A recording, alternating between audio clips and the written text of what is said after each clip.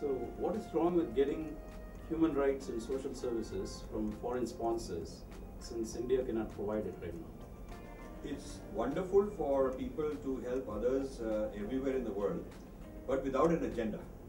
In fact, if you look at Gandhi's critique of missionaries, foreign missionaries, written in the 1920s, 30s, in his magazine that he used to write, he is full of criticism, asking them to go back, saying that if you want to help, you can help with nothing in return. That would be the true spirit of Jesus.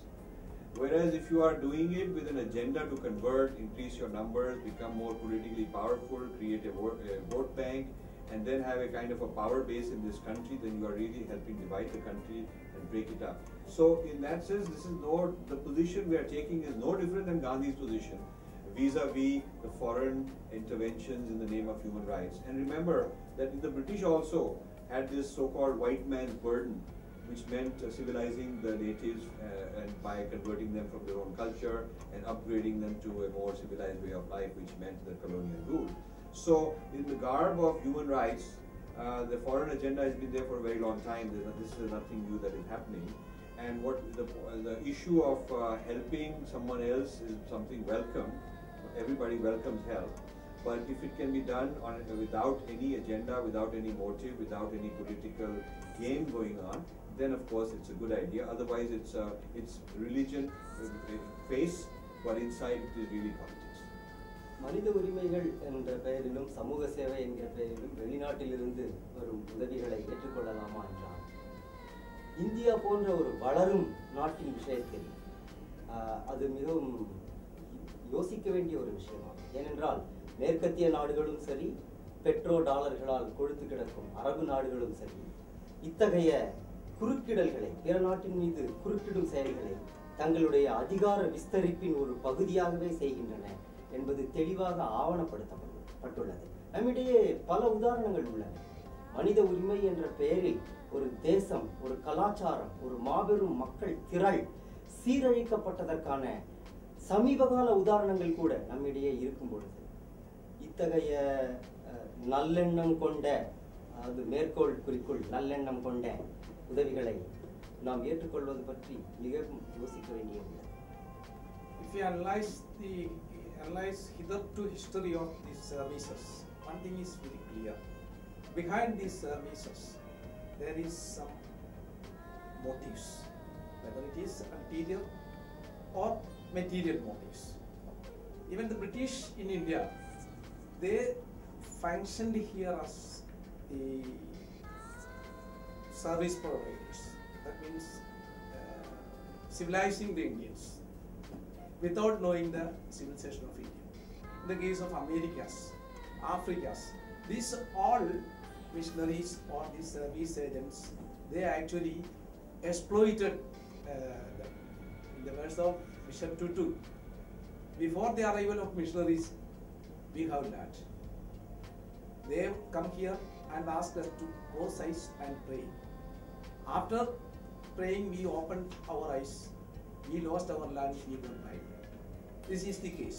In the case of India, Nagaland, or the recent Muslim unrest, Christian unrest, behind all these problems, there is some missionary or some NGOs, including Maoist, some NGOs behind these all unrests.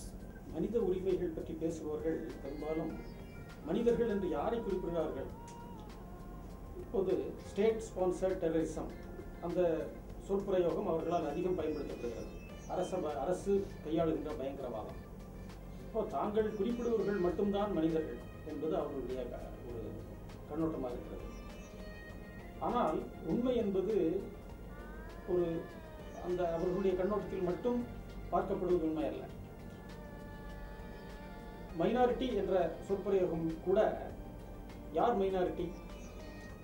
மத அடிப்படையில் உள்ளவர்கள் minority என்று சொல்லுகின்ற ஒரு மரபு இருக்கிறது.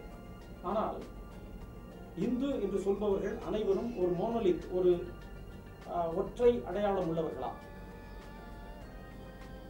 அது பல வழக்குகளை கூட நீதிமன்றங்கள் சந்தித்திருக்கின்றன. உதாரணமாக ஒரு குறிப்பிட்ட ஜாதியினர் நடத்துகின்ற பள்ளிக்கூடங்கள், கல்வி நிலையங்கள் இவையெல்லாம் மைனாரிட்டி ஸ்டேட்டஸுக்காக அவர்கள் வழக்கு மன்றத்துக்கு போயிருக்கிறார்கள்.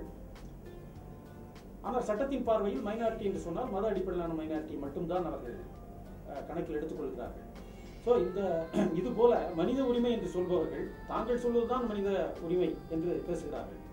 அது ஒரு டிஸ்டார்டட், அதாவது ஒரு வக்கிரமான ஒரு கண்ணோட்டம், நியாயமான கண்ணோட்டம் அல்ல. இந்த புத்தகத்தில் நிச்சயமாக அந்த மனித உரிமை என்று சொல்பவர்களுடைய வக்கிரமான கண்ணோட்டத்திற்கு இந்த நூல் நிச்சயமாக அதற்கு ஒரு எதிரான வாதங்களை தெளிவாக எடுத்து வைக்கிறது. You look into this book for answer to that particular question. We have very clearly documented in this book how Western interventions, either as services or human rights, wherever has happened throughout the world, they have brought only disasters and genocides, because there is no such thing as a free meal. When a person is helping a nation from outside its borders, he is having a motive. That motive need not always be beneficial, particularly when it is a Western country. Whereas we ourselves can create resources, tangible as well as intangible, to effect proper human rights and also give beneficial services to our people.